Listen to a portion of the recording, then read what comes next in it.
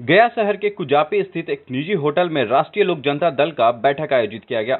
बैठक में चर्चा हुई कि बिहार के दलितों का शोषण मौजूदा सरकार कर रही है।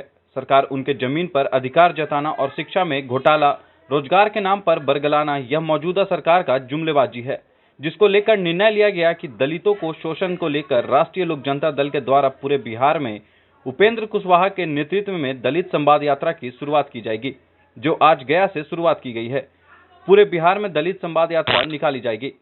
दलित संवाद यात्रा कार्यक्रम में अनुसूचित जाति प्रकोष्ठ के अशोक राम ने बताया कि आज अधिकतर सरकारी स्कूलों में केवल दलितों के ही बच्चे पढ़ते हैं। साथ ही उन्होंने कहा कि मौजूदा सरकार दलितों को दबाकर रखना चाहती है और उस पर राज्य करना चाहती है। अब यह उचित नहीं है। बिहार की जनता जाग चुकी है। आने वाले चुनाव में मौजूदा सरकार को सबक सिखाने का काम करेगी। आज हम लोग राष्ट्रीय लोक जनता दल अनुसूचित जाति प्रकोष्ठ के तत्वावधान में पूरे बिहार में दलित संवाद यात्रा का शुभारंभ गया जिला से हम लोग कर रहे हैं। संवाद यात्रा में राष्ट्रीय लोक जनता दल के सुप्रीमो माननीय उपेंद्र कुशवाहा जी के संवादों को जन जन तक पहुंचाने का कार्य आज से हम लोग शुरुआत किया है। जिस प्रकार से बिहार सरकार खास करके दलितों पर बुलडोजर चलाने का एक नीति शुरुआत किया है, इन बातों को खुलासा करने के लिए हम लोग जन जन की ओर जाने के लिए आज से शुरुआत किया है।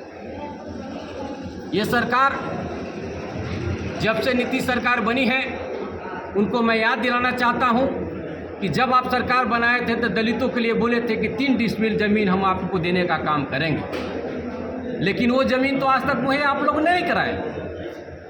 लेकिन ज़्यादातर देखेंगे कि आहर पर रोड के किनारे या गरमजरुआ जमीन पर दलित लोग बसे हुए हैं। सरकार एक कागज के टुकड़े के एवज में पूरे बिहार में बुलडोजर लेकर करके दलितों को घर को उजाड़ने का काम कर रही है।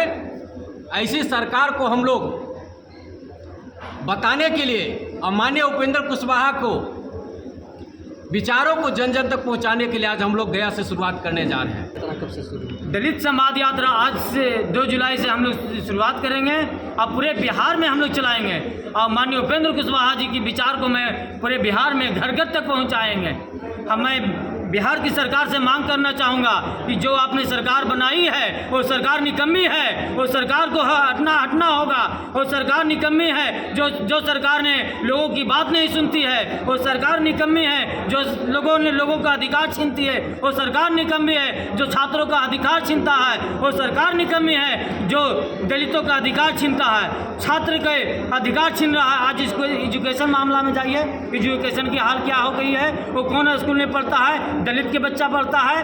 कौन लोग पढ़ता है? अमीर का बेटा पढ़ता है? नहीं। आपने दोहरी नीति, शिक्षा में दोहरी नीति लागू कर दिया। मैं मांग करना चाहूँगा कि भारत सरकार से और बिहार सरकार से कि बिहार में एकल शिक्षा प्रणाली होनी चाहिए। चाहे गरीब का बेटा हो, चाहे मजदूर का बेटा हो, चाहे डीएम कलेक्टर का बेटा हो, एसपी का बेटा हो, सब एक स्कूल में पढ़ेगा, तब जाके शिक्षा में सुधार होगा। अपना परिचय बता। जिलाध्यक्ष जितेंद्र पासवान, राष्ट्रीय लोक जनता दल।